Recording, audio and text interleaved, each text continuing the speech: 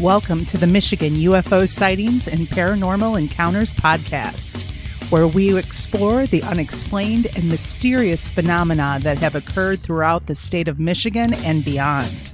From UFO sightings to ghostly encounters, we delve deep into the stories, the evidence, and the theories behind these strange events. We are your hosts. I'm Michelle. And I'm Wayne. We are an educator duo that after an encounter with a triangular UFO in 2018 in Michigan, we decided to investigate UFOs and the paranormal. In this podcast, we will be speaking with eyewitnesses, experts, and researchers to uncover the truth about some of the most intriguing cases of paranormal activity in and around Michigan. Our goal is not to convince anyone of the existence of these phenomena, but rather to provide a platform for discussion and exploration. So, buckle up and join us on this journey down the paranormal rabbit hole. On an escalator.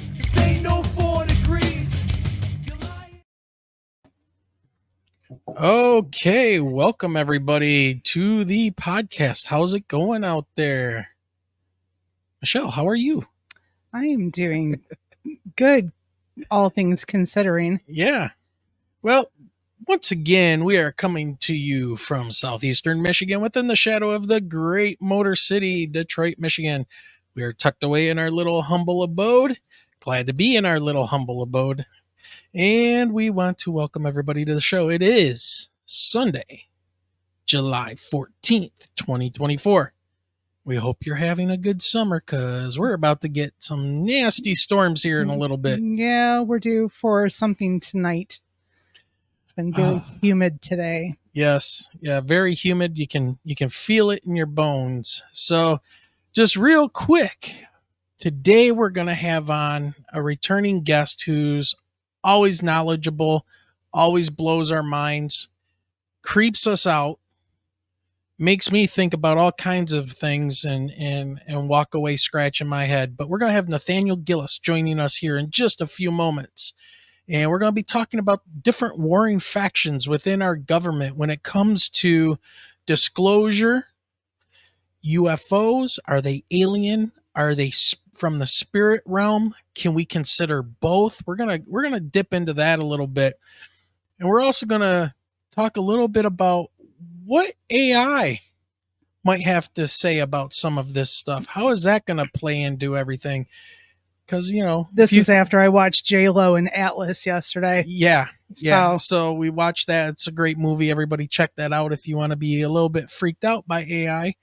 But yeah, I mean, if you consider that our brains are just electrical signals going back and forth and our brain is a big processor, AI is basically a big brain built out of different computers learning everything it can from the internet. Why not? Why couldn't our computer systems and stuff be hacked, even from a spiritual entity? Well, we're going to dig into that. Let's get into that in a few minutes. But first, let's go ahead and talk about, what about you want to send an email to us? Michelle, what do they do? Oh, if you've got an email with a story to send to us, please send it to mi.ufo.podcast@gmail.com. We need some stories here. Again, pretty soon here, the stories that I'm going to have to read all apply to what I'm teaching in class. Yeah. So therefore, I would love some of those home stories. Yep. And then also, if you would like to make a donation to the podcast, if you want to help us out, you can do so with PayPal, Super Chats, buy us a coffee, or join the Patreon. All those links can be found below in the show description, but you can also join our Eyes to That Sky membership right down there below. Just click that join button here on YouTube, and I think it's like $3 a month, and you become a member and use some special emojis, just only for our show. So some custom-made emojis. If Diane was here, but she would be loading up chat right now with all those emojis. Yes, she would. Yes, well, she would. And here we have to say we are 3 episodes away from the 100th episode of this podcast since we got started, just in 2021? Yeah. Yeah. So we have solidified our gathering at New Boston Coney and Grill. It will be Saturday, August 17th from 3 to 7. So there, Wayne's got a thumbnail out. Mm-hmm. We may be setting up for a small recording area. It all depends on their Wi-Fi. It may just be a meetup, eat up, greeting, Yep. chit chat, stories, laughter, raising of an eyebrow. Yeah, well, or all of the above. we hopefully we'll have maybe a laptop or something there where we can do some pre-recorded interviews with people and sit around and listen to your stories and have some good conversations. So yeah, once again, that's going to be at New Boston Coney and Grill here in New Boston, Michigan, August 17th, 2024. And that's going to be around 3 p.m. to around 7 p.m. Eastern time. So yeah, we're pretty much 10 miles from the Ohio-Michigan border. We're pretty close to Toledo, right? About 10 miles? No. What, from Ohio? Yeah, the Ohio border. Nah, we're about 30 to 45 minutes away, depending on construction. That far? Yep. I must black out while I'm driving. No, we're about 9 to 10 miles from north of Monroe. Oh, yeah. Okay. So.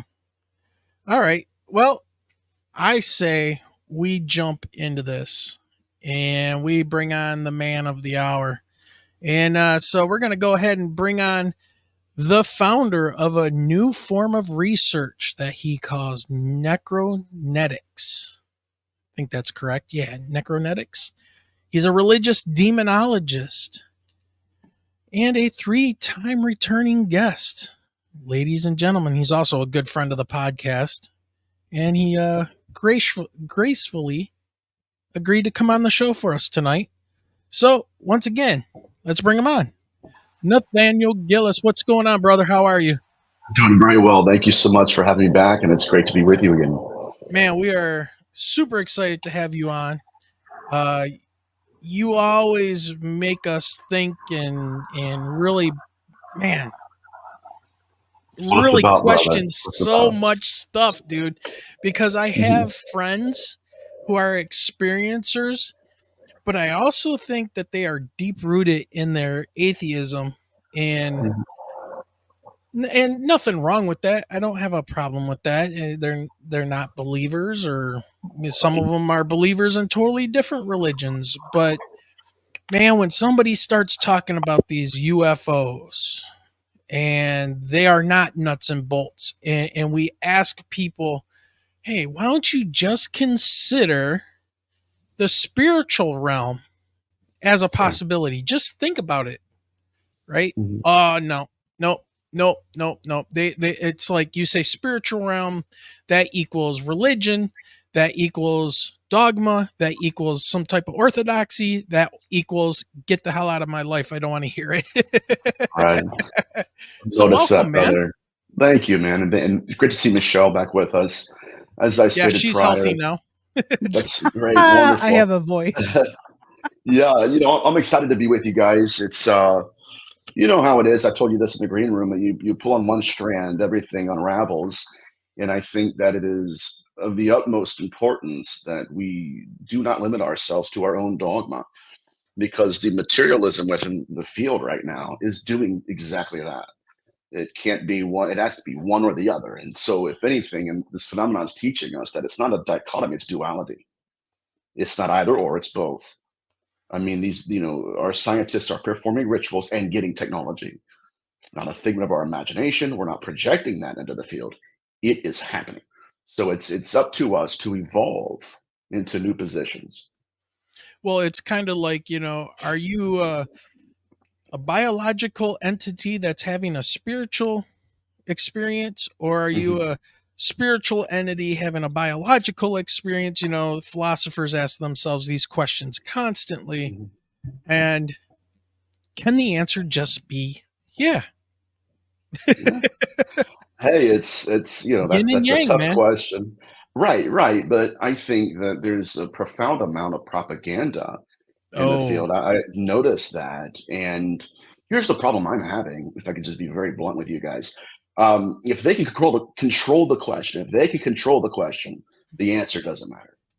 And that's what really disturbs me about the extraterrestrial hypothesis.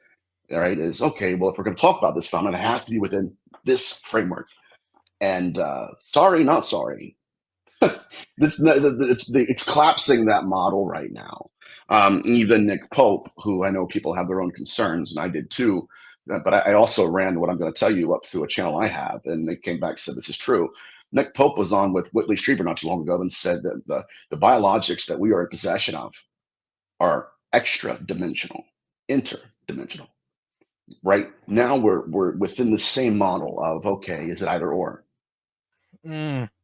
And so this is where again we have to stretch.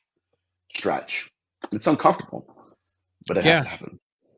Well, maybe we can dig into this a little bit since you brought up frameworks and basically what to me in my mind sounds like, let's control the narrative. And who wants to control the narrative? The Mhm. media and politicians. Because that Right. way, if they have control of the narrative, then they have power over what we then decide what we want to believe. But Yeah. we're within their sandbox. We're playing their game.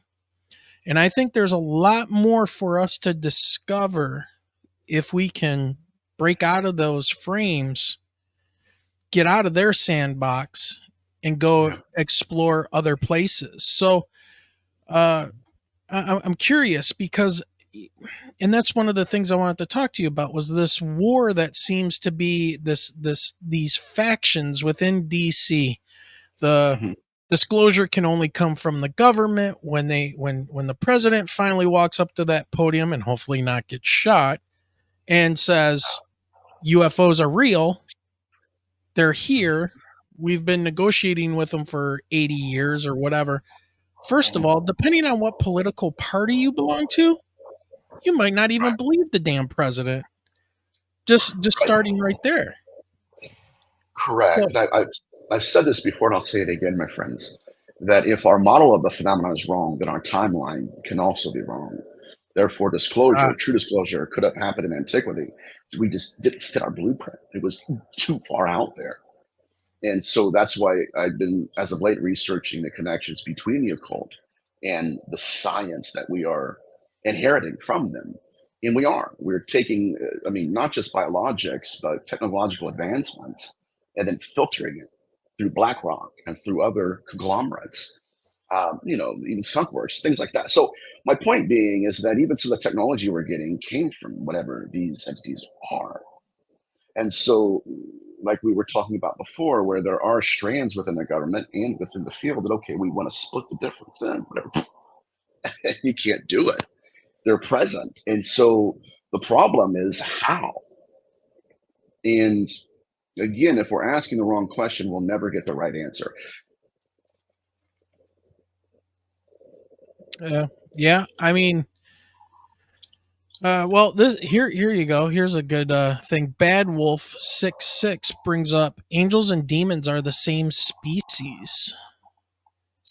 I guess it's just their position uh, within the whether they've been booted out of the out of heaven or trapped down here in Tartarus with the rest of us, or what's going on, right? So, what do you think, Right. Nathaniel? Demonology as a field must be understood within the larger context of the phenomenon. I myself have actually caught this intelligence masquerading as demonic and malevolent hauntings. To where Ah, when you actually, this is getting really deep, where I actually went to vet it.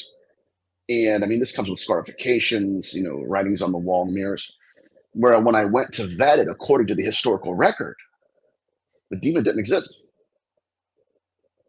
So what we're looking actually at, okay, in my opinion, in my perspective, is a phenomenon that will create physiological constructs, archetypes in which it will lean into as a veil, as a mask, to where when we're poking around, okay, to the I guess uninitiated eye, they would think that's demonic, not realizing that all you have to do is trace the bloody footprints back into antiquity. It's not there. And so this gets back into the idea. that what we're dealing with is evolving according to our awareness of it. And it's evolving in order to evade. So if I can get you to believe I'm demonic, that's the question. Where's the answer? And likewise, if I could get you to believe I'm alien, that's the question. What's the answer? And so what I've been doing as of late is kind of vetting the phenomenon in the sense that, okay, is this the source? Is this the proto-intelligence itself? Or is this phenomenon leaning in an archetype? And there's been such a profound divide in the research regarding social constructs and physiological constructs. And so in that gap, there exists ritual bowls in antiquity that suggest, hey, I saw an actual horned demon. Okay, right? And then so people in the 21st century say, well, that's a social construct. Okay, it is. But where did the archetype come from? Right. It came from the phenomenon. And so wherein it has no historical record of being true, there is no entity that existed that was demonic. Now it's almost manifesting to and manifesting through. And we are in that paradigm as we speak. You know what? Taban brings up a Yep. great question. I love this question because I was just thinking this. Christianity is only so old. Okay. So Christianity, remember, is the New Testament built off of the teachings of Jesus after thousands of years of the Old Testament. Mm-hmm. Right. So you got to look back, Taban, through the Old Testament and how old that is. So, Nathaniel, being as academic as you are with this material, what were these things before? Let's say, what did the ancient Jews or Hebrews of the Old Testament believe? And then what about the New Testament in Jesus? Because I know he was casting out demons and things too. So do we have a divide? Do we have a different type of cultural system that evolved during those times of Old Testament, wrathful God, kill the Canaanites, they're worshiping snakes and yada yada, and Yahweh wants war and wants those people wiped out because they're Nephilim, they're worshiping the Watchers and all of this stuff. So there's spiritual warfare, and then we have Christ. And now we have these demons that have been trapped and killed and stuff. So why don't you take it away and give us a little info on that? Well, yeah, I think the question is structured around the idea that Christianity authored demonology. It did not, right? It pre-existed. The field and research pre-existed modern, or at least first century Christianity. So there was a great divide within the literature. And as far as I can tell, the earliest manifestations or incarnations of the phenomenon were believed to be ancestors, or what are called divinized ancestors, who were not less than human. They're more than human.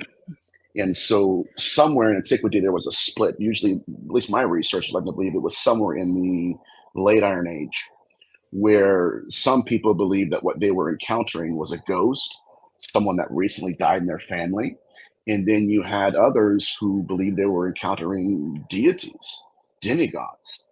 And yet, when you're looking at both models and both incarnations of the phenomenon, you have a thread interwoven that leads us into a greater understanding. And that is this. I'm pumped because you're going to love this. There are ritual bowls where the phenomenon was instructing these individuals, practitioners. It really didn't matter if they were ancestors or if they were demigods. The same methodology was present. I want an altar. I want an offering. So that intelligence that wanted offerings, that wanted even burnt offerings and altars, it actually convinced these practitioners that if they did not give them what they wanted, they would weaponize apparitions. They would actually weaponize hauntology as a whole and begin to give them a malevolent haunting. We will then turn on you and invade your homes. Now, what this implies is that it's not either or, right? It's another duality. And in addition to that, it also implies that this is not that some manifestations of apparitions, and even maybe all of apparition theory, may in fact stem from the same phenomenon that has been demanding altars since antiquity. In that it is not not just an incarnation, but it's a weaponization of phenomena. And we've seen the same methodology employed at Skinwalker Ranch with the cryptid research. Ah, You see where I'm going with this? People are yeah. going to say, oh, they're separate entities. Okay, fine. Up until they tell you, if you don't do A, B, and C, we're going to incarnate in a different vein. We're going to stretch out into a different branch of the tree. You'll think we're separate entities, but truthfully, right? Same proto-intelligence. But even with the cryptid phenomenon, when Axelrod went to the Skinwalker Ranch to investigate, by the time he was on his way home, he was on the phone. Right? There's a wolf man outside of my house. And again, this gets back to the at least the theory that if they can manifest as a cryptid, as a physiological construct, like to where you and I could be talking, I'm not real. You think I am. And yet, it's the singular nature of the intelligence. But I also think that this is why the Vatican has come forward with a new, more rigid, right, outline, and I guess it's a constitution. If this isn't it, they're not abiding by this tradition. They're not originating from God. That was alarming to me. And if I ramble too much, just tell me to calm down. My ADHD kicks in when I'm with good hosts. So No, go. but Love it. what that means with the Vatican is they're suggesting disclosure. You ready? There are physiological constructs. There are apparitions that are appearing to people in the name of God and religiosity that are not coming from that source, but they want to be perceived as such. And what kind of struck me odd and perked my ears was why the need to outline how to test the spirits if there weren't other spirits to test. So this kind of gets back to the model of the phenomenon molding practitioners and creating them. And I think I mentioned this in the last show where a Yeah. primordial man stoking the embers of a dying fire, instantly a download. Go carve my name into a piece of metal and plant that into a corpse. So what we're seeing though is an inheriting of ritual magic and sorcery. And I say that not in the sense that, okay, there's the good side, obviously. But what I'm talking about is something a little bit more sinister, where we become the puppets in the hand of the puppet master. And through the illusion of control, they conjure us, convincing us that we're conjuring them. Ooh. Whoa. See where we're at? That right there. Now, watch this. I've done podcasts and lectures on that subject alone. Yeah. And the phenomenon is pushed back because the veil thins and we're like, wait a minute. You're starting to call them out a little bit. Yeah. Yes. The mask is failing. Mm-hmm. Well, you know what? I want to jump over here to this comment real quick from Abbott Hoffman. Says, what if I filled you with fear saying they were going to invade, and then when they landed, told you that they are actually good angels and here to help us? You would probably believe and serve. Now, in our last episode, when you were on, you talked a little bit about these entities, whatever this is, however, it's manifesting itself so it can actually want to be, or it wants to be worshipped. Is this what we're starting to see here with these acknowledgments and Skinwalker Ranch and stuff like that? It's bringing more and more people forward, more and more people talking about this, but a lot more energy being put into this as well. Yes. The phenomenon is authoring its own mythology within our species by virtue of physiological constructs to which we apply rules that the proto-intelligence does not follow. And so that's why when I look at this phenomenon as a whole, at a macro level, I look and say, okay, despite the various evolutions of this thing, what is it constantly wanting? What is it demanding? What is it requiring from us and the practitioners? And it's primeval, it's ancient, it's not modern. And I think the biggest lie being told now is that it's, and this is just, again, my perspective, and I could be wrong. I'm Sure. not God here, obviously, but, or I wouldn't live in Ohio, joking. But, the thing is, if it's evolving according to our awareness of it, then there is at least in my perspective, a symbiotic relationship between how it's manifesting and from whom it is manifesting. The grammar's off there, but forgive me for a second. Within tulpamancy, there is this theory that we have the ability to materialize thought.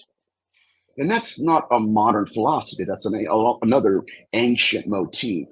But our ancient ancestors had an additional theory added to that concept. And that is that it's not, the tulpa is not just the thought form, the tulpa is the entity forming the thought. And so within that paradigm, you have the archetype. And then the phenomenon comes back as that archetype and interfaces. I'll prove it. The phenomenon through abductions, we've seen it demonstrate a unique pathology where if it manifests as Jesus, the experiencer tests it. Are the historical Jesus? Remember what I told you about demonology?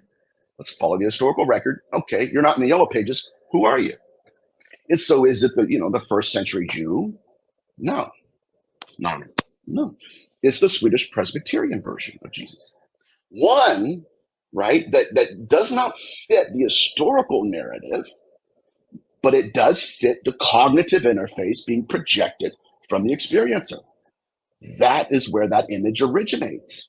And so it's not just authoring, it's stepping into the archetype. And in that way, this is why it's so difficult to detach ourselves from that entity.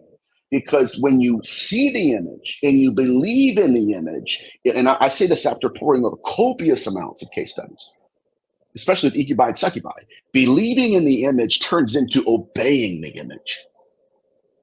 And in that obedience, now you see the phenomenon step into the actual agenda. And at that point, the mask is pulled off and we're making eye contact with the proto-intelligence that wore the archetype in order to, and this is a phrase that I need everybody to burn into your memory, in order to manufacture consent. That's just my humble perspective. That's what the evidence at least is suggesting. And we don't have a word for that proto-intelligence. We don't even have rules for it at the moment. I mean, some of the sorcery magic I've caught the phenomenon doing, sigils underneath the skin to the surface, we don't even have a frame of reference for that in grimoires. It's not there. And that is what was given to us and practitioners in order to understand them. And so this is what I'm saying, that within the case studies of the incubi, right, I appear as a lover, that mask is accompanied by rules. You're going to obey. I said this before, and I'm going to be on his show again soon. Ted Rice encountered his deceased grandfather. With that mask came a rule. Well, okay, so you're going to act like, right? Because my deceased grandfather, right? He's going to do certain things, and I understand his character. And that was worn up until rather that person, Ted, okay, you're going to trust me. And the phenomenon said no. And so with the mask, there are applied traditions and rules that the proto-intelligence simply doesn't follow. So by proto-intelligence, are you hinting at the fact, well, I don't want to say fact, but are you hinting at the idea that this intelligence was around before we were? Possibly. I'm leaning towards the moment of the first death, whenever that occurred, at least in humanity. I can't prove that, and I have the least evidence regarding that. Mm-hmm. Out of all the research I do, I got to be honest with you. But yeah, I mean, if you look at some of the very first incarnations, wherein this intelligence said, "Okay, peekaboo, here I am. This is what I want." They were deceased ancestors, and we noticed this in funerary rites, where somewhere in between shelf tombing, you bury them in the tomb and you leave, and then saying, okay, we're going to build an altar for them. And then the building of altar, they started to see manifestations of the phenomenon.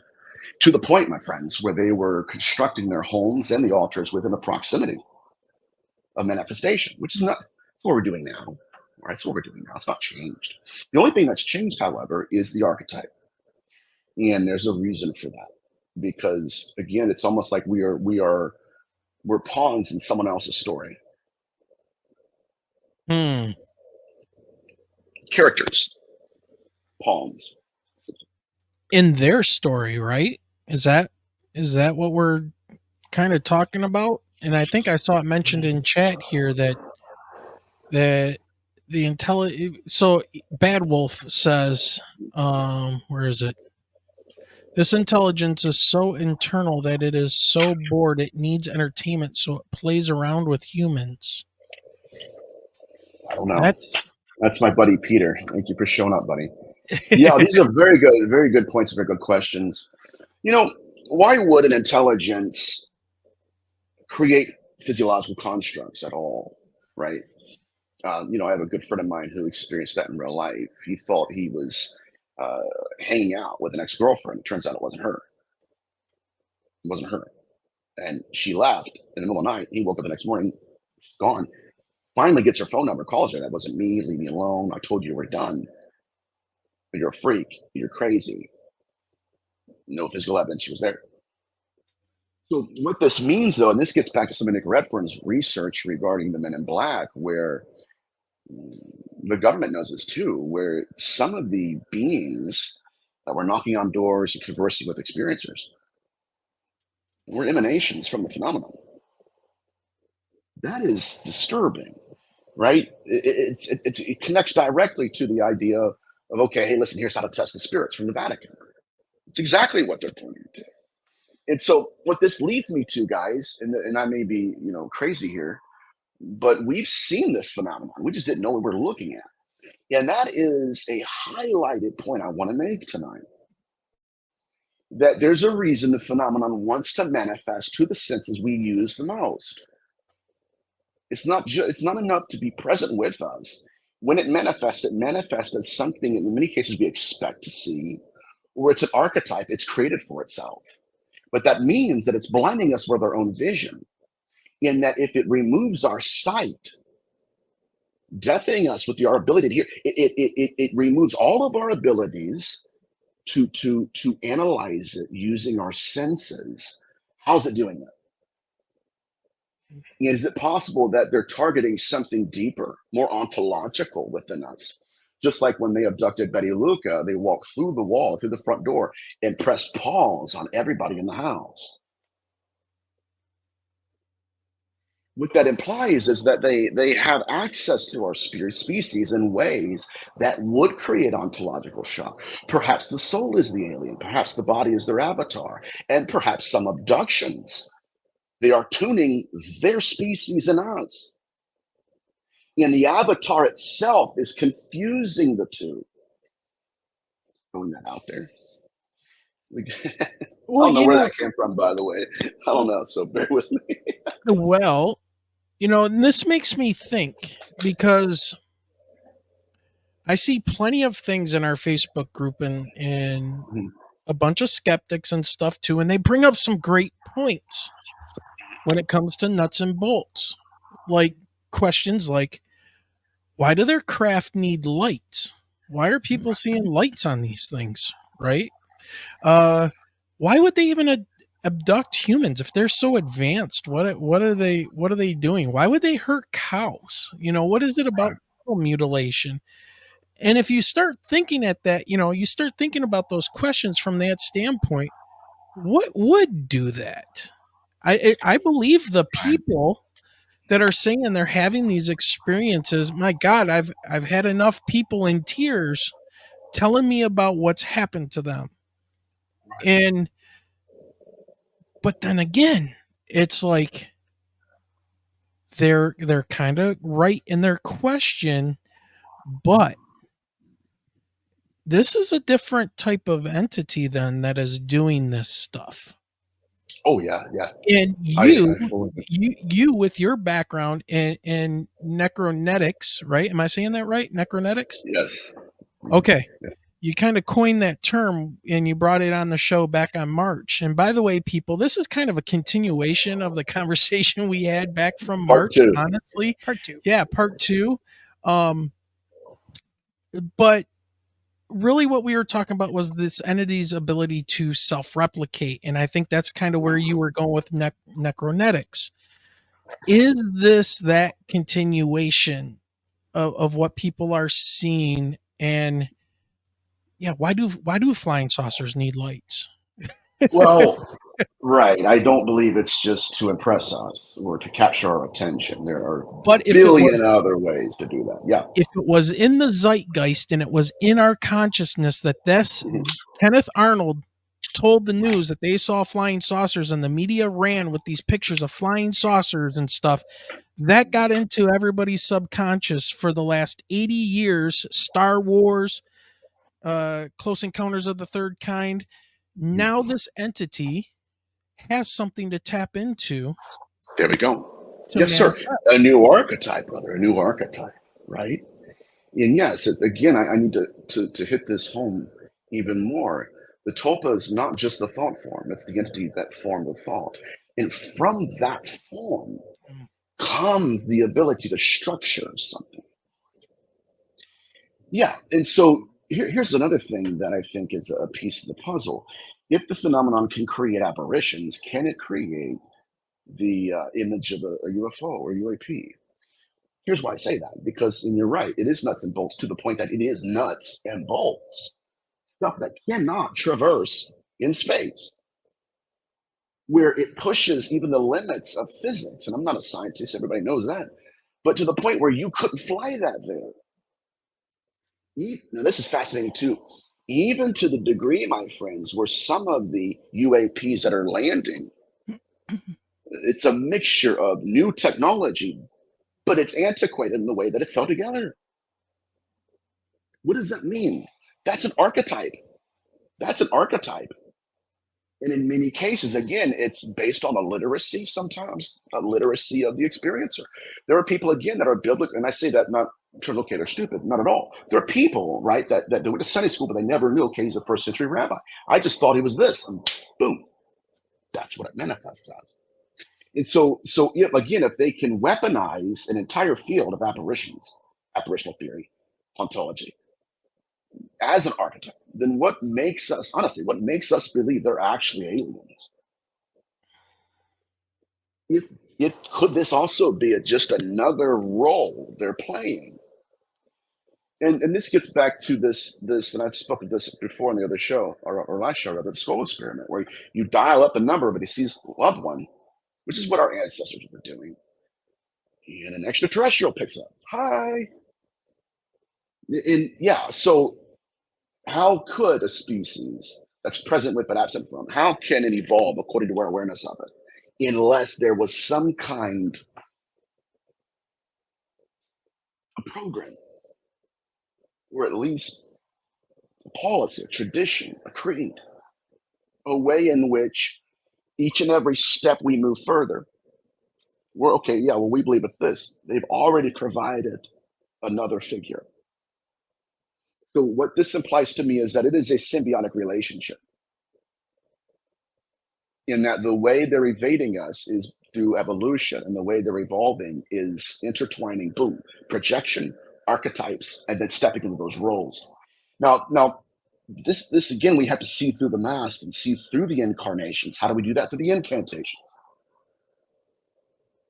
They're building ladders of letters, giving us, imparting to practitioners. Here you go. This is how you contact us.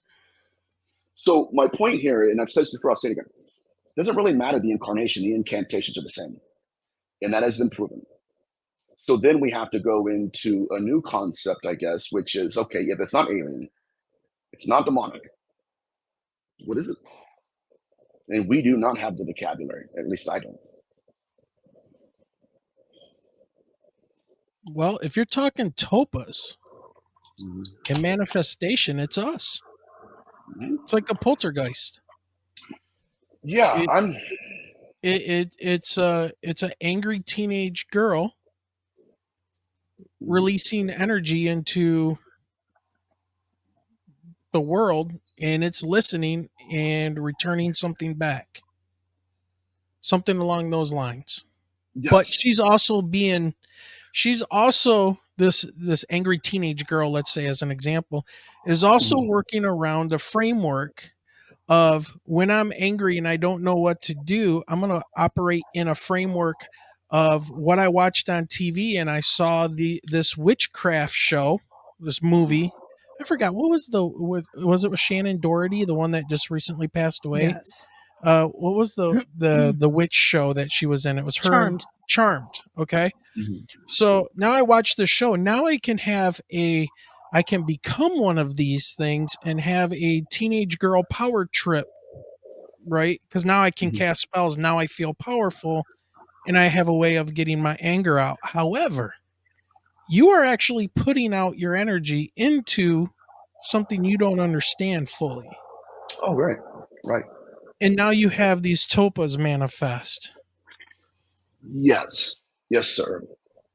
And I've wrestled with that concept myself. Is it us or is it them? I would suggest that Well, who at least created some. that frame? Who created that Right. frame that she's seeing on TV? Right. Right. Right. Somebody who wrote the program to put on TV, and where they get it. Right. Absolutely, brother. It's trippy. I gotta admit, it's a trippy idea, honestly. But yeah. So as far as I can tell, it's like, okay, Martin Buber was a philosopher, and he says this about God, but I say it's fascinating. God speaks a word and steps into it. The idea is that there is something that's constructed, and then there's something that manifests into the construct. That's what we're witnessing here. And so the relationship, the symbiotic relationship between the image and the archetype may actually be us, but they're giving us a reason to believe in that construct. They told us, right? Oh, okay, listen, if you don't do A, B, and C, we will become that to you. And so it's the evolution, right? It's the hand going into different gloves. It's the root system splitting into different branches of the same tree at will, at will. And this understanding of is it a projection of me is important because I do also believe that there is a secondary intelligence out there, right? It's not just us. We may provide the archetype, but they're providing the phenomenon that embodies it. And so that is a nuance that I discovered within necronetics in demonology and demonological cases where I said, wait a minute, these altars were constructed to ancestors and then to demigods, right? And then to demons, and then, wait a minute, what? Now to aliens, apparently. So are these thought forms? Some of them, at least that's one way of incarnating. But the symbiotic relationship, it's there, and it's there in the way that they evolve. Now, I don't know if I shared this with you guys or not last show, but whenever I talk about this specific subject matter, I always point to the spider-tailed viper, where the spider-tailed viper he had, first of all, his tail, it has evolved according to the hunger of its prey. Its primary prey they're like birds. Then I ran. And so what it did was it evolved according to the awareness of its prey. Its tail is shaped, colored gray as a spider. And so it'll lay out in the sun. The tail will. The snake's body will be in the shade where you cannot see it. And so it realized that in order to capture its prey, it had to appear as what its prey wanted to capture, the archetype. And the prey looks down and he sees that spider thinking, okay, that's a separate species entirely than what hunts me. And then with the mask, they apply rules.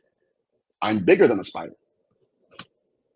And that snake, by virtue of diversifying its identity, is drawing, or shall I say conjuring, and giving its prey the illusion of control, the mask, the rules, and then when it pounces on that spider, the proto intelligence that has always been present, my friends, I'm not your deceased husband. I'm not the ghost. I'm not the demon. I'm not the alien. All of those were to get you in my presence. And now that you're here, there are no rules. And so, and again, this illusory, it's illusion of control. This is what the Collins elite realized. Everybody poo-poos them. It's okay. But the Collins elite were performing these rituals 10 minutes away from my house. I live in Ohio. They were performing at the Wright Pat Air Force Base. And during these incantations, the phenomenon was partially manifesting metamaterial. Just hovering. They had gotten to a place where worship, magic, in some cases even sacrifice. Sorry, that's thumbs up. Yeah, Thumbs right. up, yeah. And magic. No. Yeah, right. Wait a minute. Yeah. So yeah, but they had courted the phenomenon. The point of the phone. Here you go. Here you go. So what are we dealing with? I mean, what has the ability again that in order to conjure us, it appeared as the one being conjured. And my friends, we've seen it over and over again. Did I do a seance? Who are we contacting? Oh, it's the ghost of Philip. There's the archetype. But who shows up? So the symbiotic relationship is not just witnessed within the cognitive interfaces. It's like Ted Rice. Again, he was on a ship with his grandmother during an abduction. This is fascinating. An entity was trying to copulate with the grandmother. No, I'm not doing it. So then the entity leaves, comes as the grandfather. And I read that, and I talked to Ted about that. I think it was on a show. I'm like, okay, what about that? Let me make a point here. As after that in Ted's presence, he said this quote, and the entity returned to himself in real time. That should raise red flags in the ETH movement, where if it can don the mask of a deceased loved one and literally just zoom back to where, then why can't it do any other thing, right? And matter of fact, why is it that and Steve Mayer has footage of this where we've actually shot rockets, missiles at UFOs, and guess what they do? They dissipate and they collect themselves just like an apparition. So if this is a proto-intelligence that has the ability to masquerade as various archetypes, then it's authoring its own mythology. And at will, it can weaponize entire fields of research. Well, you know what? This is okay. So there's a couple things I need to say. First of all, everybody, you need to go back to our March episode. When UFOs collide with a demonologist, that's episode 82. If you want to go back and learn more about how Nathaniel got into this, what he terms the necronetics, and how he's come to this. And Nathaniel, please correct me if I'm wrong. You really start it by looking at abduction stories plus ancient stories of demonic possession. And you're not saying this is exactly what it is. This, I don't know what it is. you're right, exactly.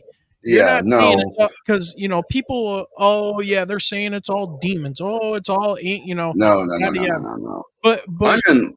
you're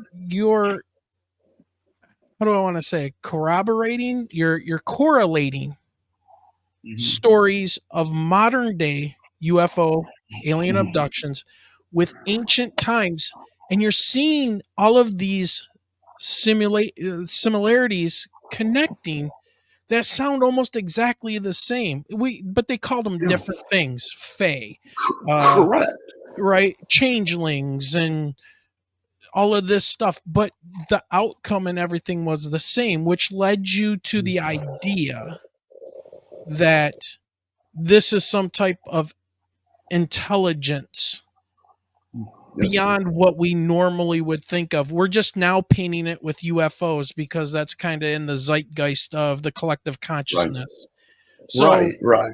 right. So that's kind of where we were playing around in this in March when you were on the show. Mhm. So I just wanted to kind of let people know that's, if you're a little bit lost, and we're going to be short on time here, but if you're a little bit lost, go back and listen to that episode, and Yeah. it'll help open your eyes to some more of this that we're talking about, because I'm all in on this. I love this stuff, and I really need to get to you with AI, because let's see, Nain right here. This makes me wonder if beings controlling the actions of AI. What may they do with an intelligent program? I mean, that's exactly what I was, when I thought up this stuff, Mm. Nain. And you also put up here, will intelligent beings hide within AI? I work more and more with AI. Everybody does now. So what would this entity, or this proto intelligence, need with us anymore, when we just built an intelligence that it could manipulate and do whatever it wants if it could just easily get in? Yes, yeah, predicated on the program within it. But I think Yeah, that they've already created a version of artificial intelligence. But they've created biological robots, biological avatars. This gets into necronetics. Um, but to exactly. your point prior to that, correlation is not causation. There are a lot of people that, and I say this, and I don't know that anybody's doing this, but I've had other people do this in the field. They will straw man my position, straw man by saying, okay, I'm saying they're all demons. No, it's much more complicated. I wish that was the case. At least we had rules we think they follow. But this is a little bit different. I mean, by a little, I mean vastly different. So what I've been doing is, yes, connecting the, like you said, correlations between case studies in antiquity and modernity. And just to kind of, well, I'll get to that point here in a second, but I want to give some of people a firm foundation of what I'm doing here. In which era literature, these people were being abducted in demonic flights. That's literally what they were called, demonic flights. And they weren't being beaten in confession. No, this was in grimoires, a self-confessed, self-professed. This is what I'm just telling people. And on these demonic flights, we're meeting entities that were masquerading as former lovers. And guess what? Archetypes of the demon. They were taken to undisclosed locations. I was on a show one time, and somebody commented, well, I don't believe that at all. That's okay. It's fine. Because this is not Nathaniel. It's just a matter of the historical record. They said this. Ariel Master's book, Eros and Evil, T. Whitten Davies, and go down the list of the books that documented these cases. But anyways, they encountered what they thought was demonic. And when that phenomenon allowed themselves to be conjured by the practitioner, these people realize that, hey, listen, I'm not on the backside of a mountain. This is not a demon. Were they being poked and prodded by metallic objects as an abduction? Check. Right? The same phenomenon, even be impregnated with a fetus. And for those who are wondering what necronetics is, in my research, and I got to be honest, I'm at the very dawning first stages of this. This is going to be kind of like my baby from my life. But essentially, demonology can be summed up in the idea that there is an intelligence that is incarnating as archetypes sometimes in order to impregnate the woman. And then when they impregnate the woman, they harvest that seed, that fetus. They implant their own consciousness into that avatar. We thought that was in ufology. That wasn't. It's in the occult. When you have altars, rituals, and case studies that I've had where they've carved religious sigils underneath the skin to the surface, all of this points to, again, horns and hooves it's rather simple. It's demonic, kind of antiquated. Whatever this is, at least from my perspective, it transcends all known models. How does it do that? By taking all of them and crushing them. Am I material or am I not? Am I physical or am I not? And but that's essentially where I'm coming from. Not, again, correlation is not causation. I believe there is a proto-intelligence that's hiding behind the archetypes of demonic and alien. And whatever that is so intelligent that oh my God, not only does it know what we believe in, it also knows what we would find worthy of believing in. That above all else, my friends, sends a chill down my spine. Because Richard Dawkins the great and towering atheist, he admitted something. He said it's almost like something, and this is about as close to creationism as he got. Something designed us to believe. Something designed us to believe. And so it's that belief part that I'm after. Again, it's not just, okay, I'm the descended ancestor. Do you believe I am? And what's so interesting now is that throughout the years, we've been able to vet them. Is there a historical record for this? And what the phenomenon, in my perspective, did is evolved according to our awareness of it. It realized, I'm going to hide in the shade, and in order to conjure them, I'm going to appear as what they would be conjuring. What's the dominating hypothesis? Extraterrestrial. Why? So there's a symbiotic relationship that turned embryonic and parasitic, which we could do another show on that. But all of this speaks to the idea that by believing in the image, you allow it, and it's almost like it steps into that role to fulfillment. Like the case study in India, all 7 men that this one had been with manifested independently throughout the years. Same entity. 7 different incarnations. And it first manifested as the lover that did not wear protection. And I said, why do you think that's the case? Right? Why not the others first? The only thing we could come up with was that it was increasing the probability of insemination. Which again is this facilitated deception. Do you believe I am who I appear to be? Yes. Okay, then you're going to have to fulfill what this individual did with you. And so, early on in ufology, it was the idea that we were in a virtual reality, right? All of this was a game. There are factions of that ring true. These, whatever this is it seems to be consciousness based.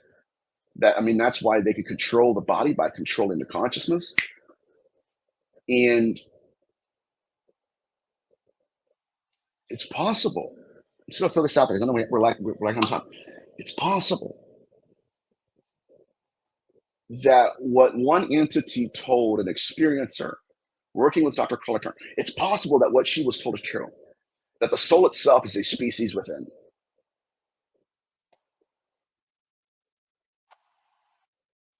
In that when the phenomenon connects to that person, this is okay. Why is it that when we have abduction accounts, the experiencer is told, you will not remember this?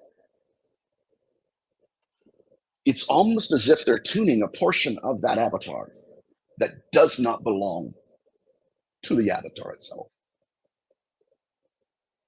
This is why when I lectured in England, my lecture in England was called the Molters, a species within. Because we're thinking, honestly, at least this is what I've been hearing for the last decade, we're thinking, okay, if they invade, they're going to invade us like the Independence Day, they're going to land on the White House lawn. But not if they can invade reality or our perception of it. I don't want to ramble. But all of this speaks to some kind of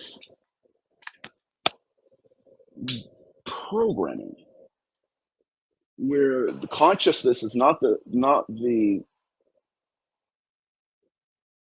driver, it's the vehicle. To where it's not just coming through, it's coming through to come to. And that's why, my friends, when I experienced the shadow figure, the shadow woman that was straddling me in the dream, in the nightmare, which, by the way, we're called dream demons in antiquity. In the dream, it was straddling me. And then when I woke up, to my utter astonishment, it was present on me physically. So, how can it be both in consciousness and then out in the real world where you can touch it? Or at least subconscious, right? If you were dreaming. Yes, it doesn't fit. This is why I believe the phenomenon is not just manifesting to, it's manifesting through. And in that power struggle between the image and, watch this, it will reinforce perception management. I've noticed that too. I'm not just your deceased lover. I am going to cause you to believe I am. That's diabolical. That's diabolical. I mean, I even, one of my favorite case studies to reference is Dr. Carla Turner, an experiencer that she was working with, a cookout. Okay, that's a UFO. She says, Dr. Turner, I saw it in my binoculars, but I didn't even own them. I owned no binoculars. So it's coming to, or coming through with the archetype, and then it coming to. And whatever is inhabiting that archetype is lawless. It wants to appear, right? Put me in a circle of salt and I'll obey you, until it breaks through the circle and beats the tar out of the practitioner. What does that tell us? I'll tell you what it tells us, right? It's the snake diversifying its identity in our worldview. And then by the time we realize what's going on, it's too late.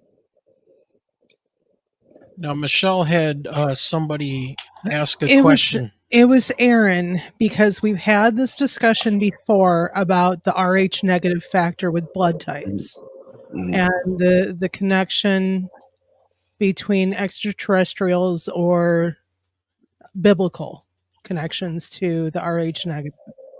Have you ever done any sort of research or had any thoughts into this? Any connections? Yes. So, as far as I can tell, the imagery of the ancestor was not just a cognitive construct. They were creating biological avatars to rehabilitate themselves. And so, one text written in the first century said that they were appearing to women in the images of their husbands, which we talked about that, but that they were impregnating them with a fetus that mirrored their own apparition. So you would look at the avatar that appeared as the entity the woman encountered in her dream. It's not just a fetus, it's not just a gray, it's not just an avatar. This is the materialization, the literal flesh and blood avatar of whatever that entity was that came through and to in the nightmare. Not pregnant by the incubus, ladies and gentlemen, pregnant with it. And that avatar, in and of itself, has to be preserved. It's a bodysuit. And I hate to frame it that way because it sounds just uncouth, but it really is. Now, as far as the Rh negative goes, I haven't been in that corner of the research. I have friends that are doing that now, but I know it's true, and I believe again it's to facilitate that avatar, to keep that intact. That's the extent of my research regarding that subject. It would be interesting to see what your friends come up with, considering how low the percentage of the world's population is Mhm. of being Rh negative. Yes. Now, also, this is interesting. This may be a interconnectivity. Say that 5 times.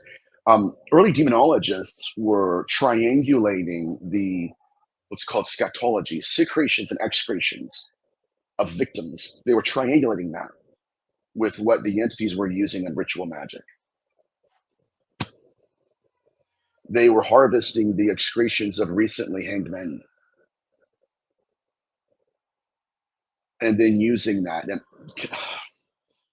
in some cases, down to the letter of what they're doing with experiencers. Everything that they're taking now, they took then. The only difference is then they were employing it with ritual magic and in hybridization. So this is what I'm saying. It doesn't matter how modern the incarnation, the incantations are ancient. And that seems to be one of the more pronounced connections that links all of these various phenomena. Now, Nain had asked a question about, aren't Rh negatives more resistant to diseases? Which, if you're talking about some kind of a hybrid, maybe they're an avatar bodysuit wouldn't it want to be a little bit more resistant? Would that be Would something you would look for? I would, yes. Anything to rehabilitate what I call the disability of being. This is another idea from antiquity where the the theory was that some of these entities were not just deceased individuals, but they were disembodied. And by the way, someone mentioned demonology in the Bible. When the field looks at demonology, they think of Ed and Lorraine Warren, which is nothing wrong with that. But we need to be thinking of T. Whit Davies, right? We need to be thinking of people, and there's no disrespect in that, and I hope people don't take it that in that way. We need to be looking at antiquity, not modernity. And antiquity, their earliest demonologists were saying things like, "Look, they're talking to a young man. How old are you? Oh, I'm 20. Okay, yeah. Well, what happened to you last night? Well, I don't know. I was taken. Okay, what happened? Well, an entity mated with me, copulated with me. Really? Yes. Then what happened? Well, they gave me a child that told me it was mine. This happened, guys. This happened. Okay, then what'd you say? Well, I have no idea. I'm a virgin. Boom. That we're not getting that in Hollywood because it doesn't sell movie tickets. But if we got down to the root system of this intelligence over and over again, over and over again, and I need to hit this home too, that when we're thinking of incubi and succubi, do not think of them as who, think of them as how. And that through possession, they impregnated. And through impregnation, they created the avatars. So this is where necronetics is. All of this is underneath the same proto-intelligence that has convinced us, but not just by stepping to, but stepping through, convinced us it's the other, this, it's that. And this is why we started off the show. They started with, okay, if they can control the question, the answer doesn't matter. And thus far, the question has been controlled. Yeah, they just have everybody chasing their tail, Mm. and nobody can really figure out what's going on because we're more interested in disagreeing with each other and living within that conflict of the frame that they have created. Correct. Yeah, it's either or. It's a Well, dichotomy, right? yeah, And yep. it's like, oh, it's aliens or demons, right? Yeah, it's like, no. Again, this is my perspective, and I absolutely could be wrong. But it appears as a highly manipulative species that has something to do with consciousness. And this is why I said the topos is not just the thought form, it's the being creating the thought, forming the thought itself. And from that projection of consciousness, that's the avatar high. That's why it's difficult. Like I've talked to people where, oh, that had to be my ancestor. Why? You know, again, these other archetypes are equally as valuable to them. The guide, I'm the guide. Okay, tell me. Oh, I had a case one time where a lady and her daughter were abducted from a gas station. Okay, what's going on at the gas station? Oh, that was built about 15 years ago. Okay, what was done before that? Ritual magic on the property. Now there's a faction within the evangelical movement, and I know them. They're great people. But the idea, okay, well, if you're abducted, it must mean you were performing ritual magic. That's equally not true. You have to be very careful. But make no mistake, when people are being abducted, can you manipulate this sigil? Can you manipulate this symbol? Why? Now, if you look at the practices occurring, it's self-serving, at least from my perspective. And again, I could be wrong. Well, Nathaniel, we're running short on time. And when you were talking earlier, I started jotting down some notes when we were talking about, you were talking about abduction, embryo harvesting, basically. And, and you said it's not alien, it's a cult. And I started writing this down.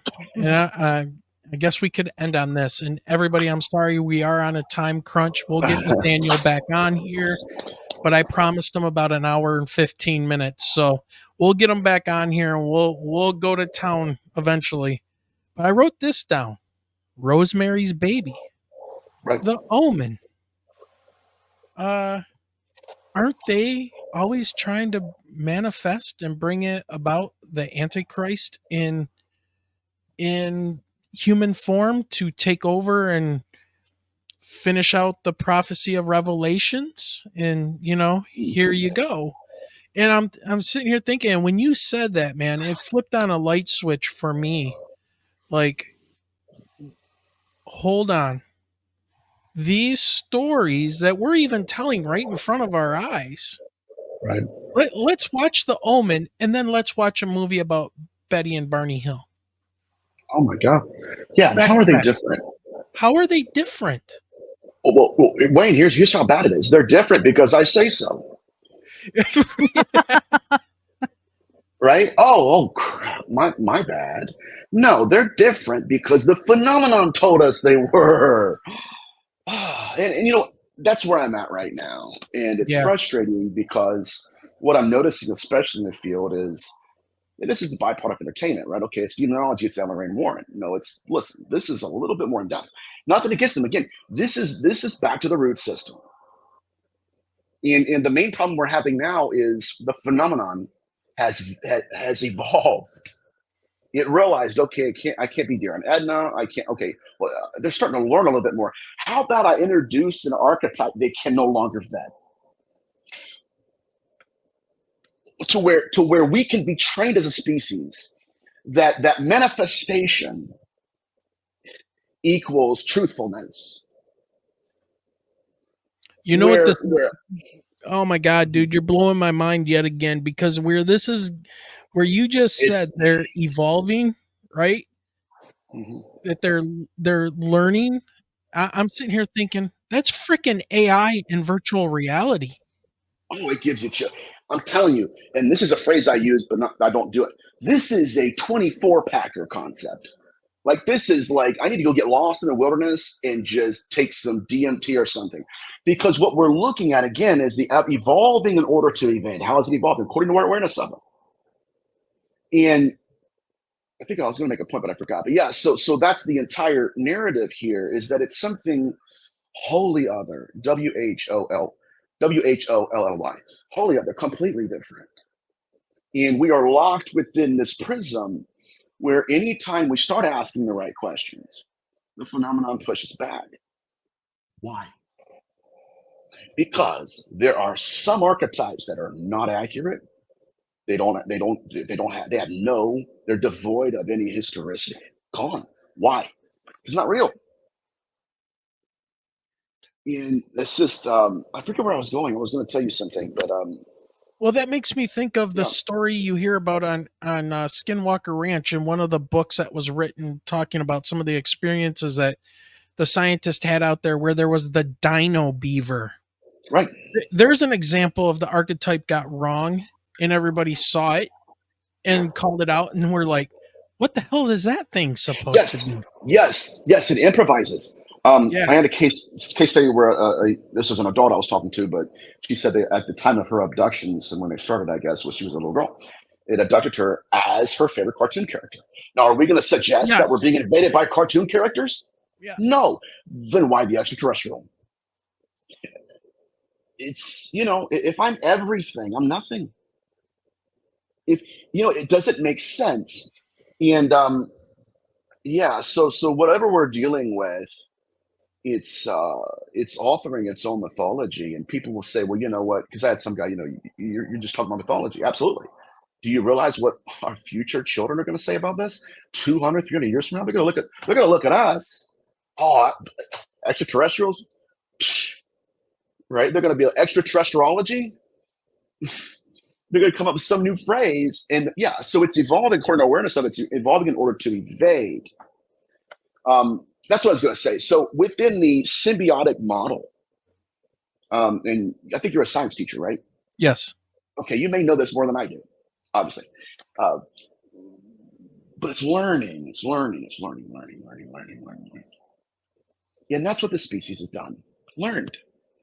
And when we get deeper, like really deep, then it's like, okay, how do they know what we would define as worthy to believe in? Because that's ontological. That's existential. It's more than just I'm a deceased ancestor. But how do we construct our argument towards believing in it? And that's what they had. It's just disturbing to me. Well, now I'm starting to wonder: is this freaking time traveling AI? Is it our AI evolved from the future coming back all the way to the past and reshaping us? Yeah. I There we go. Yeah, yeah. Revision to our species. But yeah, that's what necronetics is, and yeah. I'm looking forward to moving in that direction here in the future. Well, But I know I'll we're tell running you out of what. time, and Yeah, I'm going to tell you, man, we cannot wait as you dig deeper into this stuff and share some more of your research. And We have a part 3. yeah, oh yes, yeah, there's going to be a part 3, part 4, obviously, because as Nane said, this has been a fantastic show. There's so much to talk about. We barely scratched the surface on Washington, D.C. You brought up DMT. I have a question here about ayahuasca and people having shared visions of the same type of what do they call them? machine Ma- elves. Machine elves and all of this stuff, right? They're seeing the same types of things, and we'll get into that. I'll save those for next time. But all right, Nate, I know you got to run, so thank you for coming on tonight, Thank and you. let us know when you're available, and we'll get you back on, and we'll do a little bit of a longer show. Yeah, All right, we've got a few questions that we'll have for you for the next time. Oh yeah, oh yeah. all right. I'm looking forward to it. Thank you so much, Wayne, Michelle. Great to see you again, my friend. You guys have a phenomenal week. All right. All right, you Thank too. you. Take care. Too. All right. Michelle, man. I feel like I got Ooh. the pen because I see a question from Nane that I'm going to write down. Write that down. Write it down. I am. Well, everybody, I know we usually do about 2 hours, but we didn't want to. Nate had a time constraint, and we want to honor that as much as possible. So let's take a quick look at our poll, by the way. So I had asked a question in chat, and we got 18 votes on it. It said, do you think that entities from a spirit realm could be masquerading as high-tech aliens, UFOs, UAPs, all of this stuff that we're seeing? And 77% said yes, it could be. They think that could happen, and 22% said no. So, and I'm not answering it because I wrote the question. So yeah, man, yeah, everybody in chat once again. I just want to run through the list here. We had Nane here tonight. We had Aaron's Energy 313. We had Abbott Hoffman. We had Bad Wolf 66. Starry Messenger was here. We had Lurking Billy and Bob asking here. questions. Yep, Billy Bob was here. Probably when Tabin was here. Probably when it started to get a little deep into the demonology and stuff. Billy Bob. Rick was Rick here was with us. Rick Davis. Let's see who else. Just want to give you guys a quick shout out. Nathan from the Quantum Show. Oh yeah, Nathan's listening from the Quantum Show. He's listening from work. So, and make sure you guys check out Nathan over at the Quantum Show. He talks a lot about this stuff as well. Not so much demonology, but the quantum realm. So, yeah. Now, well, again, hopefully we will see you guys on August 17th from 3 to 7 at New Boston County. Yep. And that will be, what was the time? 3 p.m. to 7 p.m. Yep, you said, 3 right? to 7. Perfect.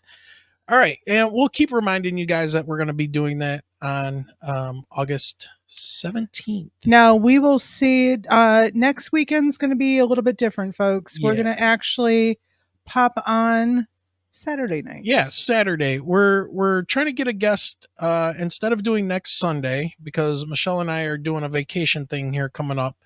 We're going to do the 20th, and it might just be the two of us, or we might be able to line up a guest in that amount of time. So we will post something and keep everybody updated. Make sure you're hitting up our Facebook group for latest news and information on the podcast and the show. Keep an eye out. Make sure you subscribe and hit that notification button, by the way. And YouTube is very funny with how they shadow ban people, especially shows about UFOs, demonology, religion, abductions, all that stuff. They seem to have a bug up their butt. about shows like ours. You say UFOs. Yeah. We'll put you on the back burner. Yeah, right. No, they do. And you know what? Another thing is we were getting thousands and thousands of downloads of the audio podcast until Spotify took over the platform. It used to be, God dang it. What was it, Michelle? What was the name of our podcasting platform before Spotify took it over? Oh, Jesus. Anchor. Oh, yeah. Anchor would host for free as long as you put their ads in, and they would give you a little, like, what was it? For every 1,000 plays, they'd give you like a penny or something like that. And we would get thousands of downloads while Anchor was running the podcasting platform.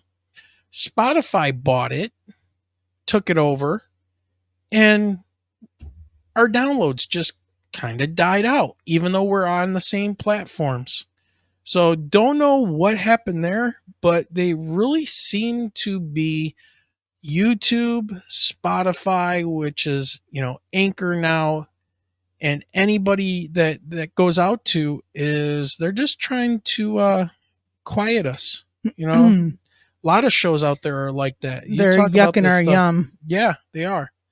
They are. We should be growing by leaps and bounds with the artist we have on here and the authors and everything else. And yeah, it's not happening.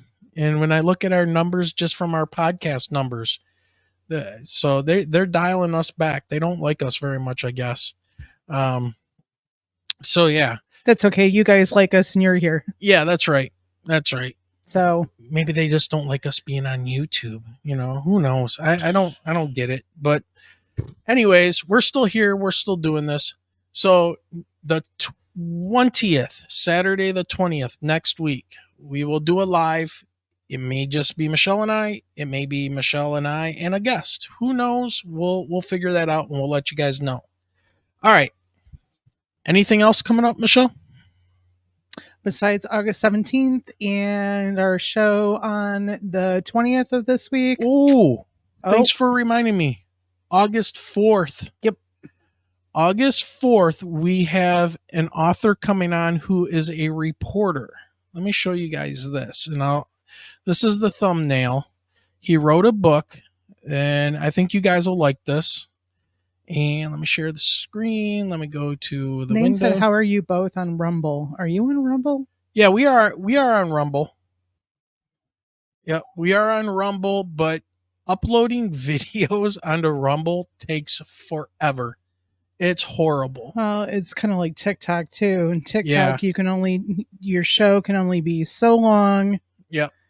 Well, okay. So real quick, coming up on August 4th at 8 p.m. Eastern, we're having the author of The UFO Paradox, The Celestial and Symbolic World of Unidentified Aerial Phenomenon. His name is Keith Thompson, and he's going to be joining us on August 4th. So really looking forward to that show. That's going to be a great one. And maybe some of the stuff like we talked with Nathaniel tonight might coincide and match up with some of his writing. So I have his book. I got the PDF of the book, and I need to dig into it and read it and see what he has to say about all this. But this has been awesome. I love it when Nathaniel comes on.